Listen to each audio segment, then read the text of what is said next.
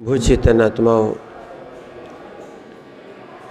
यहाँ पर आज उत्तम ब्रह्मचर्य का दिन है और उत्तम ब्रह्मचर्य में आचार्य महाराज लिखते हैं कि जो व्यक्ति या जो मुनिराज सब अंग पिच्छन्तो इत्थीणम तासु मुनियादि दुभावम सो ब्रह्मचर्य भावम सुकरी खलु दुद्धरम धारिदुम।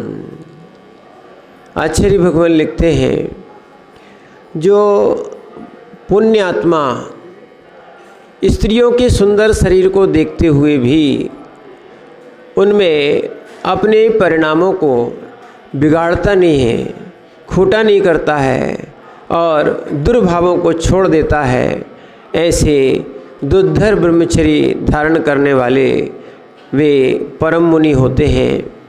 और वास्तविकता तो ये है, जहाँ परिणामों में विकार आता है, जहाँ परिणामों में विकार आता है वहाँ चित्त की शुद्धि नहीं हो सकती, और जहाँ पर चित्त की शुद्धि नहीं हो सकती है वहाँ बड़े से बड़े अनुष्ठान भी जो है वो सफल नहीं हो सकते हैं। यानी सब साधना आप कर लो और यदि उसमें ब्रह्मचर्य की साधना नहीं है तो आपकी वो मोक्ष मार्ग में गिनती नहीं हो सकती है। क्या है, व्रतों में अगर कोई सबसे बड़ा व्रत है और मन को विशुद्ध बनाने वाला, चित्त को विशुद्ध बनाने वाला क्या है, कोई व्रत है तो उसका नाम क्या है, ब्रह्मचर्य व्रत। और वासनाएं जो होती हैं या विकार जो होते हैं वो विकारी जीव, ध्यान रखना, भोगों का भिखारी होता है, वो विकलांग हो जाता है, वो अपनी आत्म साधना नहीं कर पाता है। और आत्म साधना के लिए ध्यान रखना किसी पर की आवश्यकता नहीं है। जो आत्मा आनंद है वो अंदर है। इंद्रिय आनंद को जीव आनंद मानते हैं, पर वास्तविकता में ये सुखाभास है। पांचों इंद्रियों के सुख जो हैं सुख जैसे लगते हैं पर होते हैं दुख। वास्तविकता में इस कारण से इस आशा ने ही जीव को क्या है, दास बना दिया है। और जो आशा नहीं रखता है इन विषयों की वो परमात्मा बन जाता है। क्या है, इसीलिए सीता के लिए भी रावण ने बहुत लोभ दिया। रावण ने यहाँ तक कहा कि आपको हम जो है लंका की पटरानी बनाएंगे, जबकि लंका की पटरानी पहले कौन थी, मंदोदरी थी। उन्होंने कहा, मंदोदरी स्वयं पहुँची कि आपके लिए यहाँ की पटरानी पद दिया जाएगा, आप ये स्वीकार कर लीजिए। तब वहाँ पर एक श्लोक जो है सीता ने बोला था कि हरि मूछ भुजंग मणि पतिव्रता की देह सूर कटारी विप्रधन सिर कटासो लेव। उन्होंने एक पद बोला, उन्होंने कहा कि हरि मूछ भुजंग हरि, यानी शेर की मूछ का बाल और सर्प के सिर पे रखी हुई मणि और पतिव्रता नारी की देह और सूरवीर की कटार, ठीक है, और विप्र का धन जब मिलता है जब इनके प्राण चले जाते हैं। क्या है, और वास्तविकता में जो सील को बेचकर, वर्तमान की जो आज प्रथा चल गई है, सील को बेचकर यदि कोई चक्रवर्ती पना भी प्राप्त करना चाहता है तो ध्यान रखना उसकी जगत में कोई कीमत नहीं है। सील ही धर्म है।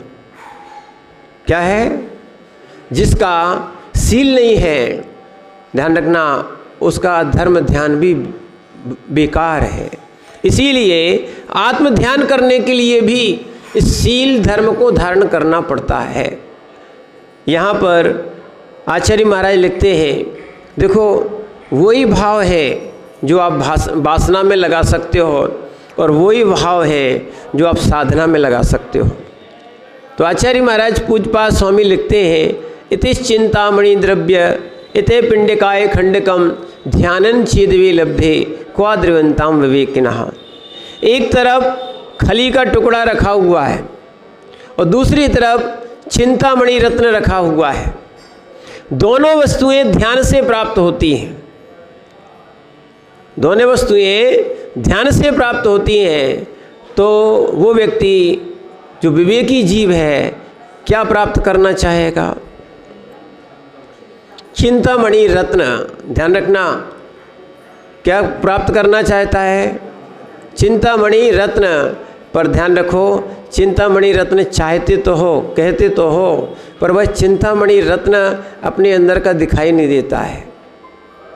ये तो थोड़ा सा चिंतामणि रत्न है, वास्तविकता में जो चिंतित वस्तुओं को देता है, जो चिंतित, अर्धचिंतित, अचिंतित ऐसी वस्तुओं को देता है, वो स्वयं के अंदर का परमात्मा क्या है? इस जीव ने इस दृष्टि को समझ नहीं पाया है आज तक, इसीलिए ये अपने चित्त को दूषित किया हुआ है। और जब तक चित्त दूषित रहेगा, ध्यान रखना, आपकी साधना का फल नहीं मिलेगा। और जहाँ जहाँ विकार आता है वहाँ वहाँ चित्त दूषित होता है। क्या है?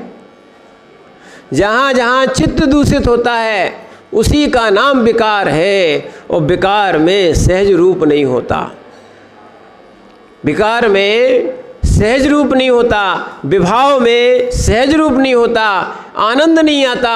कितनी भी आप पूजा कर लो, पर अगर आपने विकार सहित पूजा की है, यानी परमात्मा के सामने आप बैठे हो और आपको परमात्मा की जगह कोई विकृति दिख रही है, पूजा करते करते भी जीव की दृष्टि जो है ना अन्य जगह चली गई है, उसकी पूजा भंग हो जाती है, ऐसी साधना भंग हो जाती है। और ऐसे ऐसे साधक हुए हैं जो ग्रस्त भी हुए हैं, जिन्होंने अपने ग्रस्त धर्म को भी खंडित नहीं किया, परस्त्री सेवन नहीं किया। सुदर्शन सेठ मालूम है, पटना में जिनकी मोक्ष स्थली है, कहाँ? पटना में कमलदाह करके स्थान है, वहाँ पर सुदर्शन सेठ को मोक्ष हुआ था। सुदर्शन सेठ पहले सेठ थे, उसके बाद वो क्या है? मुनि बने। सुदर्शन सेठ के लिए ध्यान रखना, रानी तक ने चाहा था। और एक बार ऐसे ही हुआ, जब सुदर्शन सेठ सामायिक करने के लिए शमशान में गए, तब रानी पहले से ही उनको देखकर मोहित हो चुकी थी। सारी उनकी क्रियाएं अपनी दासी के द्वारा, गुप्तचरों के द्वारा पता करती थी। तो सुदर्शन सेठ कहाँ रहते हैं, कहाँ जाते हैं, क्या करते हैं, ध्यान रखना, ऐसी सारी क्रियाओं को रानी ने पता कर लिया। तो पता लगा कि चतुर्दशी के दिन क्या है, शमशान में जाके सामायिक करते हैं। दासी के द्वारा जैसे बने वैसे उन्होंने अपने पास तक उनको बुलवा लिया। समझना, बुलवाया ना, उठा के ले आई दासी। तो साधना में खड़े हुए थे, सामायिक में खड़े हुए थे, नग्न अवस्था में थे। विचार करना। और उस समय उन सुदर्शन सेठ के परिणाम देखो कि जब रानी के सामने खड़ा किया और रानी ने भी हाव भाव दिखाए, ठीक है, और जब उनकी वो सामायिक माने समाप्त हुई और देखा कि ये तो बड़ा अनर्थ हो गया है, रानी के महल में आ गए। क्या? जैसी रानी के महल में आए, ये बात कही, तो जैसी रानी ने सोचा कि अपने कार्य की सिद्धि होगी, तब सुदर्शन सेठ ने रानी से कहा, मैं नपुंसक हूँ। क्या है? मैं नपुंसक हूँ। रानी के सब भाव समाप्त हो गए। क्या हो गया? सब भाव समाप्त हो गए। और दूसरी जगह को लेख आता है, रानी ने कुचेष्टा भी की थी। जब पूर्ति नहीं हुई तब जाके उन्होंने एक स्वांग रचा। क्योंकि अगर सुदर्शन सेठ रनवास में है तो किस लिए है, क्यों आए, कैसे आए? इसीलिए सुदर्शन सेठ के लिए क्या है, एक अपवाद लगा दिया कि सुदर्शन सेठ रानी पर बुरी दृष्टि से यहाँ पर आए थे, किसी कार्य से आए थे, पर बुरी दृष्टि से उन्होंने रानी के साथ बुरा विचार करके कुचेष्टा करने का प्रयास किया। ध्यान रखना, त्रिया चरित्रम और पुरुषस्य भाग्यम देवो न जानति कुतो मनुष्य। देव और मनुष्य भी नहीं जान सकते दो बातें, किसको? त्रिया के चरित्र को और पुरुष के भाग्य को। जैसे ही वो त्रिया का चरित्र, उन्होंने त्रिया चरित्र दिखाया। क्या दिखाया? त्रिया चरित्र दिखाया, अपने वस्त्र फाड़ लिए। और जैसे ही वस्त्र फाड़े और उसके बाद राजा के सामने बताया गया कि राजा, इन्होंने ऐसा कार्य करने का प्रयास किया, हमारा पुण्य था, समाज बच गए।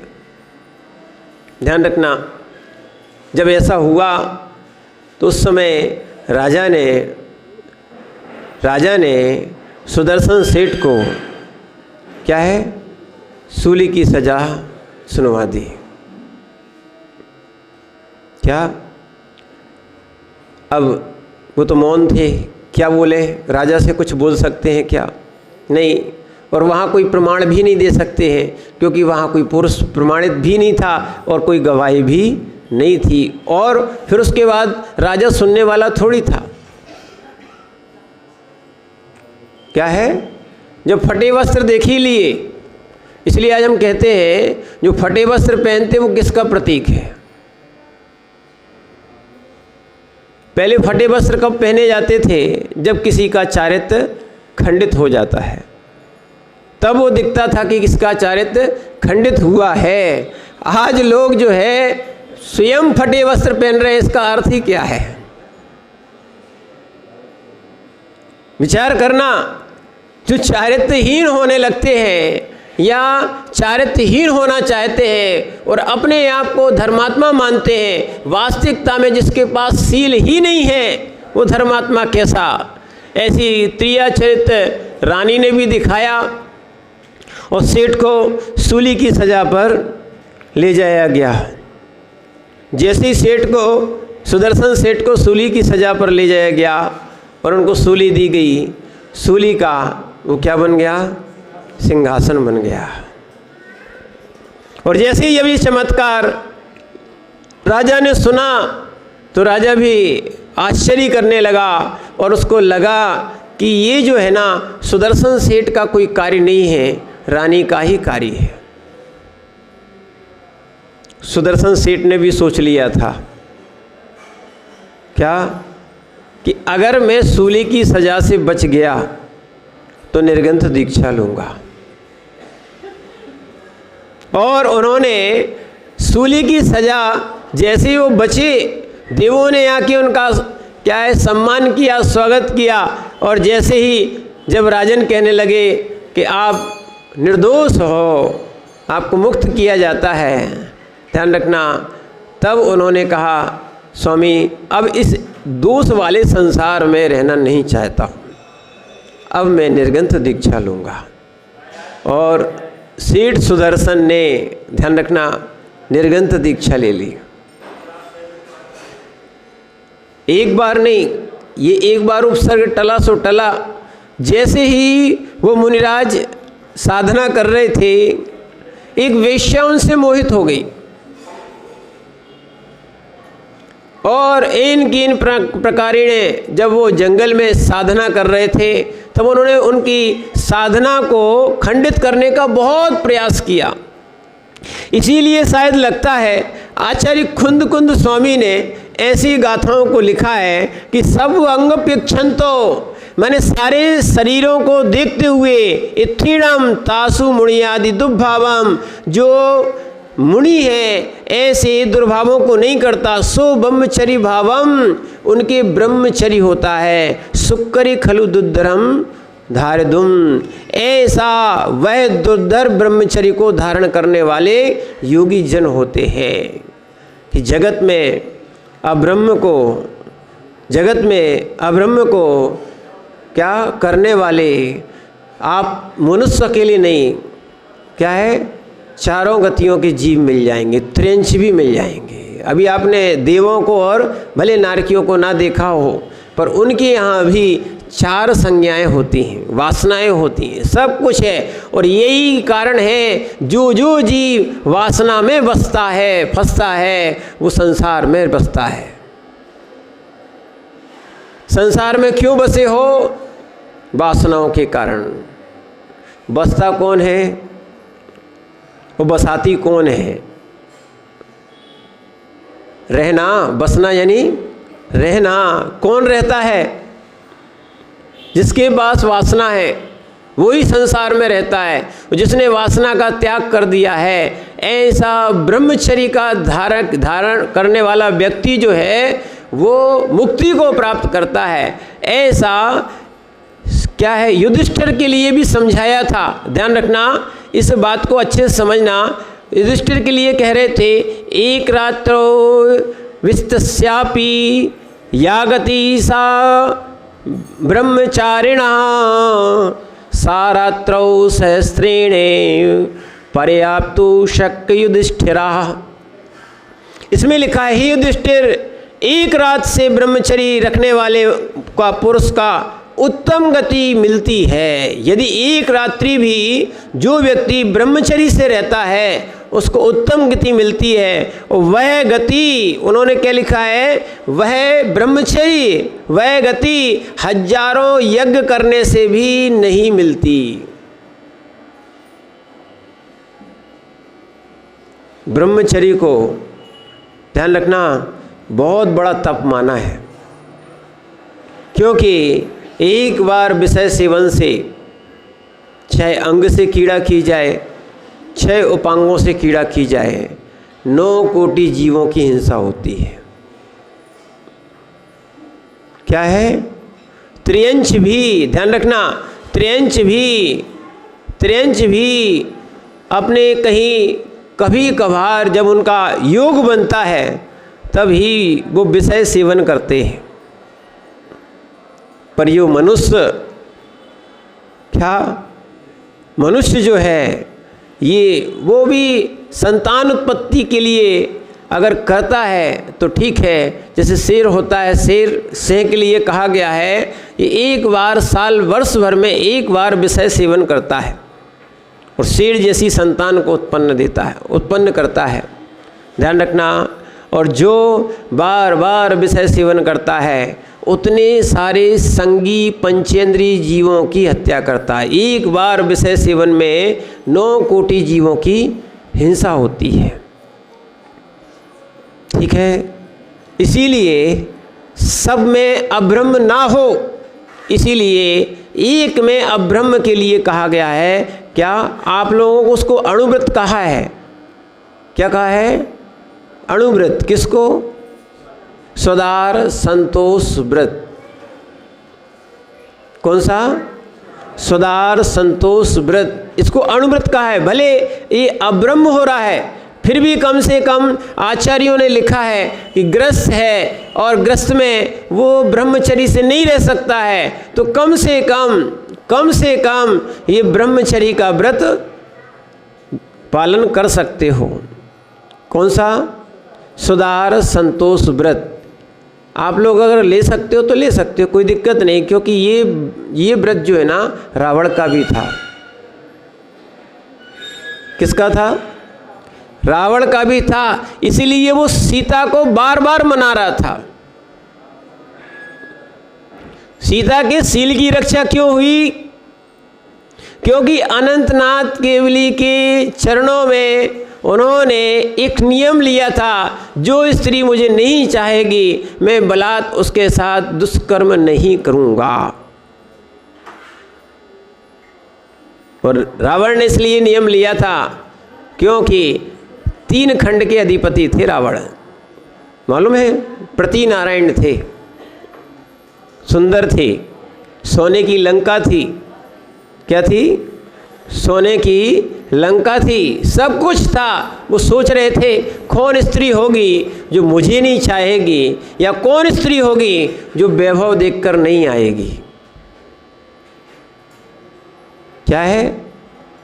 जैसे स्वर्गों की रचना होती है ना, वो विद्याधर था, ऐसे ही पूरी लंका की वो सारी व्यवस्थाएं बनाई थी। विभीषण आदि सब लोगों ने ऐसी व्यवस्था बनाई थी जो वर्तमान में आज जो रेडार लगे रहते हैं ना, जिससे मिसाइलें वगैरह भी नहीं आ सकती हैं, ऐसी पूरी व्यवस्था भी थी। वहाँ पर पक्षी भी उस माने उनकी सीमा में प्रवेश करता था तो उनको पता लग जाता था। ऐसी सारी व्यवस्थाएं किसने बनाई थी? रावण ने बना के रखी थी। वो सोच रहा था जब ऐसी व्यवस्था है तो कौन सी, क्योंकि कई लोग होते हैं ना जो वैभव के लोलुपी होते हैं, और वर्तमान में दृष्टि बदल गई है। पहले अगर वास्तविकता में ये संबंध कराने जाते थे, यानी पुत्र पुत्री का संबंध कराने जाते थे, तो सबसे पहले अज्जू भैया क्या देखते थे? क्या देखते थे? भूल गए। ध्यान रखना, पहले देखते थे, खानदान भी देखते थे, कुल भी देखते थे। सबसे पहले थे कि धर्मात्मा है कि नहीं। कुछ तत्वार सूत्र आदि पढ़ना आता है कि नहीं। क्यों शरद भैया? यही था। और जो भोजन भी सामने आया है वो बनाया किसने? भोजन बनाना आता है कि नहीं? ये सारी चीज़ें जो है ना पहले देखी जाती थी। यानी भले वो गरीब क्यों ना हो, ध्यान रखना, अगर जिसके पास बहु संपदा है और कुशील सेवन करने वाला है, अब्रह्म से रहने वाला है, उसकी संपदा वेश्या के तुल्य है।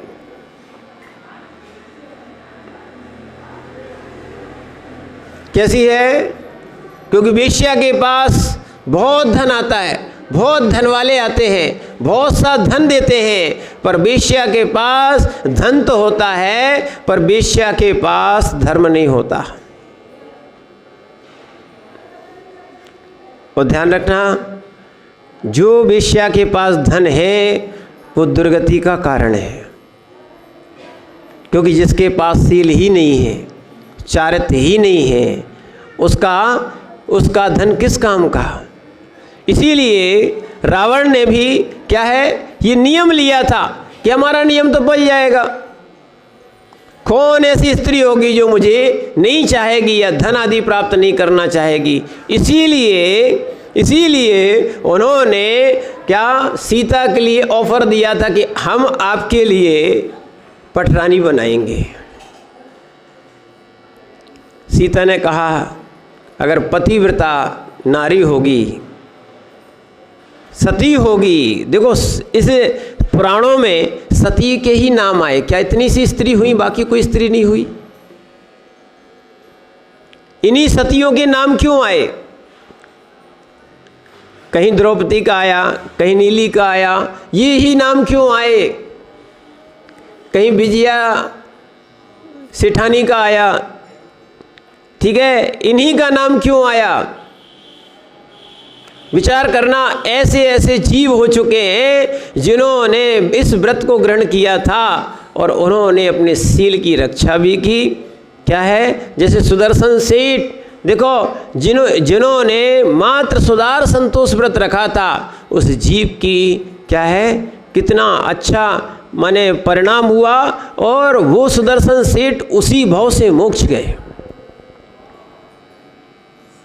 ऐसे ही सीता भी सील की रक्षा करने के कारण, ध्यान रखना, धन जो वर्तमान में आज देखा जाता है कि खूब धन है कि सबसे पहले क्या है, गाड़ी है कि नहीं है, मकान है कि नहीं है, लड़का अकेला है कि नहीं है, ठीक है, और होटल में जाता है कि नहीं जाता है। आज क्या पूछते हैं? आज ये सब मिथ्या दृष्टियों जीवों की बात है, इनकी सबकी दुर्गति होना है। तो शास्त्र के आचरण के विपरीत चलने वाले जो जीव हैं, ऐसे लोगों के ध्यान रखना, बहुत धन भी हो तो इनकी सुगति नहीं होती है। लोग समझते हैं क्या है, सील नहीं है, धन है, सब चलेगा। ध्यान रखना, रावण को देख लो आप, मात्र परस्त्री सेवन के कारण ही वो जीव, या परस्त्री हरण के कारण ही उनका भाव भी था, इस कारण से उनको नरक जाना पड़ा। 4 नरक के दरवाजे हैं।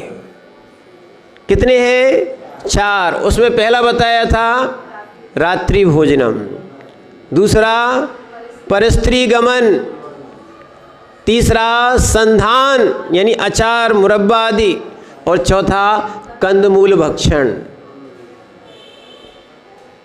क्या है? इसीलिए परस्त्री सेवन के कारण ही कौन? रावण नरक गया, ठीक है ना। रावण ने अगर परस्त्री सेवन का, यानी वो कहा जाए कि सदार संतोष व्रत, यानी जो स्त्री मुझे नहीं चाहेगी, ठीक है, उसके साथ गलत व्यवहार नहीं करेंगे, इस कारण से सीता के सील की रक्षा हुई थी। क्या हुई थी? तो कम से कम अपन भी आज ब्रह्मचर्य के दिन रावण वाला नियम तो ले सकते हैं, ले सकते कि नहीं? सदार संतोष व्रत अकेले पुरुष नहीं, माताएं भी ले सकती हैं। अन्यथा ध्यान रखना, ये स्वान वृत्ति है। कौन सी है? ये स्वान वृत्ति है, जहां देखो वहां घूम रहे हैं। समझ लेना आप, ये स्वान वृत्ति है। जो ब्रह्मचर्य का या सुदार संतोष व्रत का पालन नहीं कर पा रहा है, उसको जगत में जितना भी तप किया जाए उसका सारा निष्फल होता है। और आकिंचन के बाद जहाँ ब्रह्मचर्य आया है, ब्रह्मचर्य का अर्थ होता है आत्म ब्रह्म में लीन होना, रमण करना। ये वास्तविकता में ब्रह्मचर्य है, जिसको निज आत्मा दिखती हो। क्या है? जिसको निज आत्मा दिखती हो, वो क्या पर शरीरों में राग करेगा क्या? और दूसरी बात समझना अच्छे से, लोग कहते हैं और शास्त्रों में भी आया है और खूब कहते हैं भगवान आत्मा, भगवान आत्मा। प्रत्येक जीव भगवान आत्मा है कि नहीं है? तो जो स्त्री या पुरुष संयोग को प्राप्त हुए हैं, तो भगवान आत्मा से अब्रह्म कैसा?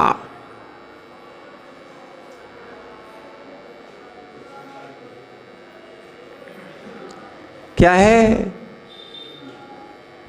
भगवान आत्मा से अब्रह्म भाव कैसा? ध्यान रखना। इसीलिए कम से कम वास्तविकता तो यही है, अगर ब्रह्म स्वरूप की प्राप्ति करना चाहते हो और मोक्ष की प्राप्ति करना चाहते हो, बिना ब्रह्मचर्य के प्रवेश ही नहीं है। कितने ब्रह्मचारी भगवान हुए? देखो सब कह रहे 5। अरे हमने पहले नहीं बोला? देख रहे हो आप, जगत ऐसा हो गया है, सब अपने में शामिल करना चाहते हैं। क्यों सुभाष भी? ऐसे ही है। हमने आपसे क्या पूछा?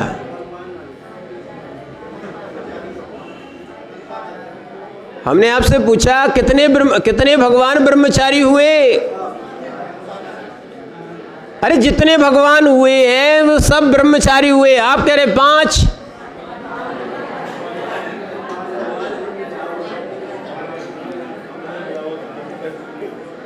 ध्यान रखना, बिना ब्रह्मचर्य के ब्रह्म की प्राप्ति 3 काल में भी तीर्थंकर को भी नहीं हो सकती है। जिसकी चित्त शुद्धि नहीं है, उसकी चारित्र शुद्धि कैसे होगी। ध्यान रखना, जो आज आपके पास मोबाइल साधन आ गया है, टीवी साधन आ गया है, और भी बहुत सारे साधन आ गए हैं, इनमें चित्र आते हैं, आते कि नहीं आते, भले ही अचेतन हो, ठीक है ना। इनको देखने से कुछ होता है क्या? इनको देखने से कुछ नहीं होता। ध्यान रखना, चित्र से चित्त खराब होता है। क्या है? भले अचेतन क्यों ना हो, ब्रह्मचर्य में, मूलाचार आदि में 3 प्रकार की स्त्रियों से दूर रहने को कहा गया। चेतन, अचेतन, क्या है, और ये पुस्तक आदि पर बनी हुई लेप आदि वाली कर्मों पे, ऐसी सारी स्त्रियों से, माने चाहे वो त्रियंचनी हो, और चाहे वो मनुष्यनी हो, और चाहे कोई देवी हो, इनको देखकर भी अब्रह्म भाव नहीं आना चाहिए। क्यों? क्योंकि साधुओं को बहुत सारे लोगों ने, क्या है, बहुत सारी अप्सराओं ने, क्या है, बहुत सारी विद्याधरियों ने इन पे उपसर्ग भी किए हैं। राम को देखा, राम के चरित्र पद्म पुराण को पढ़ा, जब राम साधना कर रहे थे, मुनि बनकर, निर्ग्रंथ बनकर, क्या है, जब साधना कर रहे थे, तब सीता का जीव जो स्वर्ग में देव बन चुका था, वो पुनः लौट के और सीता के रूप में ही आया, क्योंकि देव थे, विक्रिया कर ली, सीता बन गए कि अब हम लौट के आ गए हैं, अपन राज्य में चलते हैं, आप अपनी साधना को छोड़ें, क्योंकि वो जीव नहीं चाहता था कि ये मोक्ष चले जाएं। राग था कि अगर ये साधना कर गए तो ये क्या हो जाएंगे, मोक्ष पहुंच जाएंगे, और अभी हम सब साधना करेंगे तब जाके लोग सोचते हैं कि साथ साथ मोक्ष मिले हैं, क्योंकि साथ साथ आए हैं, माने आए तो नहीं हैं, माने साथ साथ रहे हैं, तो कम से कम 7 भाव तक तो साथ रहेंगे। एक भाव तक निभ जाए तो बहुत बड़ी बात है। क्या है? एक भाव तक अच्छे से निभ जाए तो बहुत बड़ी बात है। आज तो वो भी विषय समाप्त हो गया है, सरकार ने ऐसे ऐसे नियम बना दिए जिनसे अब ब्रह्म चालू हो गया है। क्या है? ये समानता का अधिकार नहीं है। अंधेर नगरी चौपट राजा, टका सिर भाजी और टका सिर, जैसे जैसे नेता थे वैसे देश के कानून बना दिए, धर्म समाप्त होता जा रहा है। ऐसी ऐसी धाराएं बना दी गई हैं, स्त्री के शील को भंग होने के बाद भी कोई कुछ कह नहीं सकता है। ध्यान रखना, जैन दर्शन कहता है, क्या है, एक बार शील समाप्त होने पर स्त्री भी अपवित्र हो जाती है, इसलिए उसका पुनर्विवाह नहीं हो सकता है। क्या है? अगर विधवा हो गई है या कोई कारण से कुछ कार्य हो गया है या पति समाप्त हो गए हैं, ऐसा जैन दर्शन में विधान है, जिस जीव के योग में संसार सुख नहीं था तो उसको वैराग्य आ जाना चाहिए। और ऐसी बहुत सी यारिकाएँ रहीं, जो बहुत सी माने ऐसी स्त्रियां रहीं जिन्होंने इसी पंचम काल में, अभी के काल में, क्या है, ब्रह्मचर्य व्रत को धारण करके आरिका व्रत को धारण किया। गणनी आरिका विजयमती माता जी, ये बाल विधवा थी, बचपन में ही शादी हो गई, भले ही घर गई या नहीं गई, पर उनका जो पति देव थे वो क्या हो गए, समाप्त हो गए। तो उनको कहा जाता था क्या, छोटे छोटे बच्चों की पहले शादी कर देते थे, ठीक है, जब बड़े होते थे तब उनको घर भेजते थे, ठीक है ना। पर योगायोग कभी ऐसा हो जाता है कि बच्चे का क्या हुआ, किसी रोग आदि के कारण मरण हो गया तो उनको क्या बोलने लगे? बाल विधवा। अभी तो बहुत बड़े की बात शादी होती है, पर विचार करना, उन बाल विधवा ने भी सोचा अपने भाग्य में क्या है, अपने भाग्य में ये नहीं था तो आरा में जो विधवा आश्रम है वहाँ जाके पढ़ी, और वहाँ पढ़ने के बाद फिर उन्होंने क्या है, आचार्य विमल सागर जी महाराज से क्या है, आर्य का दीक्षा प्राप्त की थी। समझना। और हमने भी उनको देखा है, अच्छी चारित्र में दृढ़ थी। अच्छा, तो आप लोग तो जानते होंगे, वास्तविकता में इतना रूपवान होने के बाद उनका रूप जितना सुंदर था उससे कई गुना उनका शील सुंदर था। क्या था? अब आप लोगों ने देखा ही है, हम लोगों ने भी देखा था कि जब गोमटेश 2006 के अभिषेक में आई थी तो आचार्य वर्धमान सागर जी पहले ही कह रहे थे, अरे माता जी यही व्यवस्था बनाओ। माने उन आरिका माता जी से आचार्य महाराज को भी माने एक बहुमान मिला है। डरते नहीं थे, ऐसा नहीं कहा जाएगा, पर बहुमान रखते थे। बड़े बड़े आचार्य क्या है, कौन का, वैसे और भी है, ज्ञानमती भी है, पर ये विधवा नहीं है। पर बता रहे आपको, ऐसी बाल विधवा भी जिन्होंने आर्य का व्रत धारण किया, बड़े बड़े आचार्य जिनका सम्मान कर रहे हैं, यानी बड़े बड़े आचार्य जो आदर को प्राप्त हो रहे उनकी दृष्टि में, वैसे विधवा के लिए शुभ कार्यों में अशुभ माना गया है। पर मोक्ष मार्ग में ये है न्याय, वकील साहब, ये है सही न्याय कि जिसकी योग्यता नहीं थी उसने ऐसी योग्यता बनाई कि वो जगत पूज्य हो रही है। इसीलिए वास्तविकता तो यही है, क्योंकि जिसके भाग्य में क्या है, संसार का सुख नहीं है, ध्यान रखना, उनको कम से कम अपने उस भाग्य को या दुर्भाग्य को देखते हुए अपना भाग्य अच्छा बनाना चाहिए। तो शील धर्म का पालन करना चाहिए, ब्रह्मचर्य की साधना करना चाहिए। पर वर्तमान में क्या है, लोगों ने दृष्टि बदल ली है और धार्मिक की ओर से लोग अलग हट गए हैं। इस कारण से लोग कहते हैं, और ऐसा हुआ भी, एक महिला या एक स्त्री वो हम लोगों के पास आई, बोल रही थी, निवेदन कर रही थी, यही पास की बात है, नाम नहीं बताते आपको, कि वो बोली महाराज हमारी शादी हो जाए। तो बगल में विश्व रत्न सागर जी बैठे थे, क्या वो उसको जानते होंगे, ठीक है? तो वो हमसे माने वो बोले, विश्व रत्न सागर जी या विश्व दृष्टा सागर जी थे, ठीक है, विश्व दृष्टा सागर जी बोले, वो थोड़े बोलने में खुले हुए थे, तो बोले कितनों को मारोगी तुम? क्यों? हमने पूछ लिया महाराज क्या बात है? बोले इनकी एक शादी हुई थी पहली, तो इनके एक पति समाप्त हो गए, नहीं मानी, दूसरी शादी कर ली, तो दूसरे पति भी चल बसे। अब ये तीसरी शादी की बोल रही हैं कि महाराज शादी हो जाए, ऐसा आशीर्वाद दे दो। माने कहने का तात्पर्य है, जिसके जीवन में ये संसार का सुख नहीं है, वो भी इस मोक्ष मार्ग पर ब्रह्मचर्य आदि को लेकर अपना सौभाग्य जगा सकता है, अपना भाग्य बना सकता है।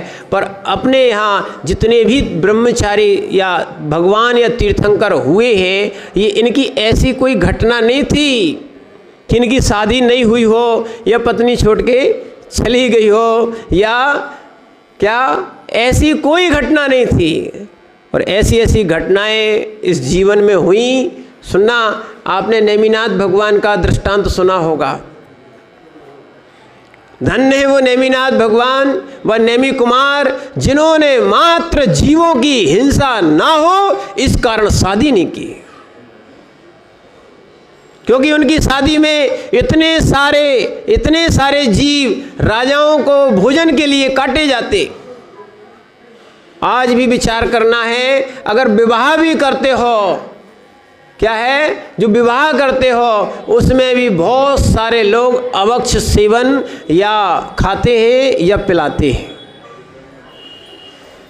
एक बार तीर्थंकर नेमिनाथ स्वामी को देख लिया करो, क्या है, जिन्होंने मात्र जीवों की हिंसा ना हो उसके लिए क्या विवाह नहीं किया, दरवाजे से बारात लौटा दी। जूनागढ़ में इसीलिए तो वो जूनागढ़ नीचे बना हुआ है और गिरनार, वहीं तो उन्होंने दीक्षा ली थी, वहीं केवल ज्ञान प्राप्त किया और वहीं से उनका मोक्ष हुआ।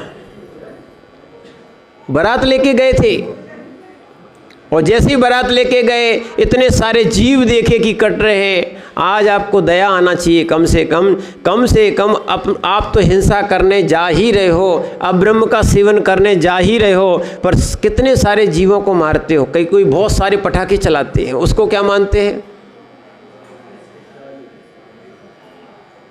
हजारों रुपए के मात्र क्या चल जाते हैं। ध्यान रखना, बिल्कुल विवेक समाप्त हो गया है, अहिंसक है। क्या है, ऐसे तीर्थंकर का योग मिला है, ऐसे भगवानों का योग मिला है जिन्होंने जीवों की हिंसा हो रही थी उसके कारण विवाह ही नहीं किया। ऐसे ऐसे तीर्थंकर आपके यहाँ भगवान हुए हैं जिन्होंने अखंड ब्रह्मचर्य का पालन किया। और राम ने भी सीता को आने के बाद खूब उनने प्रयास कर लिया, खूब उपसर्ग किया, राम के ऊपर भी खूब उपसर्ग हुआ, उन्होंने खूब मनाया। राम सुनने वाले नहीं थे, ठीक है। और राम अपनी साधना करते रहे तो वो भी क्या है, इस देह को छोड़कर यानी विदेह में पहुंच गए, मोक्ष में पहुंच गए। इसीलिए ध्यान रखना, कम से कम क्या है, अपने सील की अगर रक्षा होगी, क्या होगी, सील की रक्षा होगी तो अपने धर्म की रक्षा होगी। जिसकी सील की रक्षा नहीं हुई उसकी साधना बेकार है, चाहे वो श्रावक हो चाहे वो श्रमण हो। इसलिए ध्यान रखना, रावण जैसा नियम तो ले सकते हो।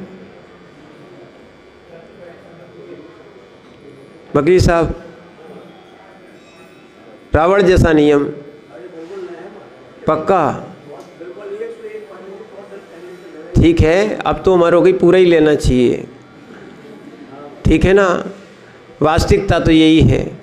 आप जैसे लोग, जैसे सुभाष जी हैं, है ही शायद इनका तो है, क्या नहीं है, क्या व्रत पूरा नहीं, कौन सा है, आपको तो ब्रह्मचर्य व्रत लेना चाहिए। ध्यान रखना, अरे हम लोग कह सकते आपसे बहुत छोटे हैं उम्र में, कहना ही चाहिए। क्या है, अगर इस समय रज्जू भैया, पक्की बात है, ठीक है भाई, देख लो अपनी मेजॉरिटी के लोगों को देख लो, वास्तविकता तो यही है। और नवीन भैया, आप लोगों को कम से कम रावण वाला तो व्रत ले लेना चाहिए। गुड्डा भैया क्या बोल रहे, कौन सा, रावण वाला, बहुत बढ़िया, व्रत का भी नाम की लिया तो कौन सा लिया, रावण वाला, ठीक है। कम से कम ध्यान रखना, व्रतों में अगर देखा जाए, व्रतों में वास्तविकता में उन्होंने भी नियम लिया था, पर क्या करें, रावण भी दुर्गति को प्राप्त नहीं हो पाता। पर हमने बताया था निदान निदान निदान, ये पति नारायण निदान की पर्याय है। कौन सी है, निदान की पर्याय है। उनका नियम है, निदान वाला नियम से नरक जाता है।